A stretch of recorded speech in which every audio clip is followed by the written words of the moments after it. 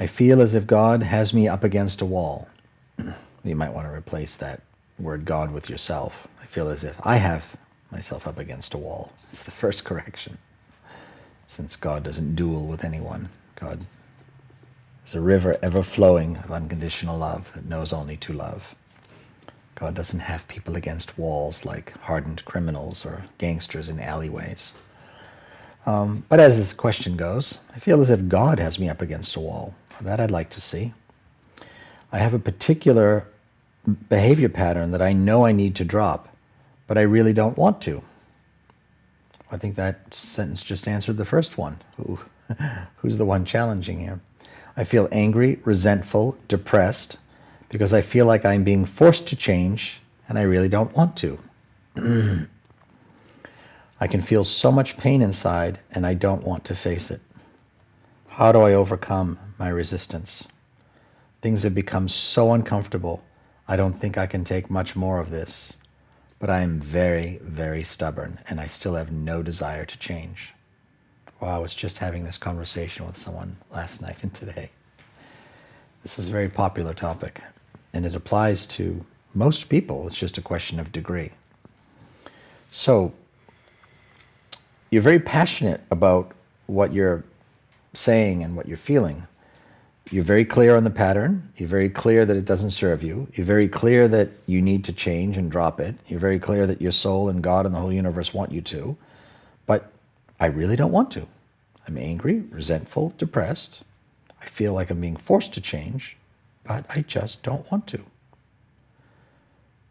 And yet I feel so much pain, but I don't want to face that either. How do I overcome my resistance? Things have become so uncomfortable, I don't think I can take more of this. But I'm stubborn, and I still don't want to change. Well, I have a couple of axioms to share with you. If we look at physics, if I drop a ball from my hand, when does the ball begin its ascent?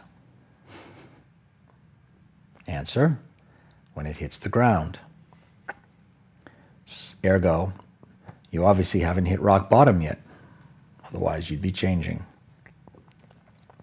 It's also true that all pain is resistance, and pain and suffering are a wayward humanity's incentive to turn toward God.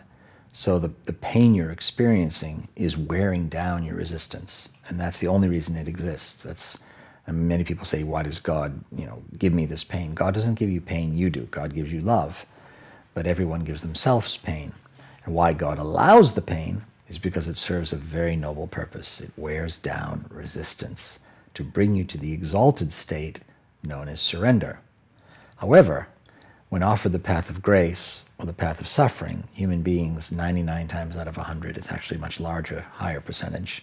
It's more like 99.9% out of 100%, will unequivocally choose the path of suffering. It's human nature, living in separation. So God therefore allows that suffering so it wears down your resistance, so you eventually will surrender. But there's always the high road, and that's by simple obedience. Obedience is the high road, and it's the last bastion of the ego personality to conquer. Because that mission statement of the human ego is, don't tell me what to do. I want what I want, how I want it, when I want it, and no one will tell me what to do. And if you think you're going to try, don't let the door hit you in the behind on the way out. And so that's why there is this pain. Now, it's also true that, I'll share a proverb of mine with you. The moment the pain of inauthenticity surpasses the comfort of inauthenticity, change happens. In other words, as painful as you say your lot in life is right now, as difficult as your circumstances you claim them to be, obviously they're not so much so that would inspire you to change. Therefore, the comfort of your inauthentic behavior still surpasses the pain of it. In other words, you need more pain and suffering because you're choosing, as you say, willfulness and stubbornness. I refuse to change. Therefore, you need much more pain and suffering to wear down your resistance, to get you to wave the white flag of truce and say, I give up, I surrender.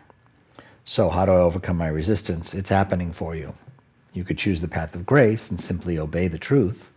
As you spoke very clearly, I know the truth. I know the pattern. I know what I need to do. I just refuse. So you have two choices. Change, become obedient and subservient to the truth, or enjoy your suffering, because it will wear you down and it will eventually break you and bring around surrender. Now that surrender may come at the cost of your embodiment, as it does for most people. Most people fight to their last breath and they find surrender in their transition. But if you're lucky, you'll find it long before then. So I hope that brought a lot of clarity to you. I actually gave you the answers to your questions, perhaps not in the way you wanted to hear. You perhaps wanted the red pill or the blue pill you could just take and make it all go away. But what I actually have given you is the quickest route to transcendence. So it's simply you're the one who has the choice, whether it's path of grace or path of suffering. But it looks like you've already made your choice. The question is, do you want to continue in that choice? Because the ball will hit the ground and then begin its ascent. And the pain of the inauthenticity will eventually surpass the comfort of it. But you're not there yet, so enjoy it.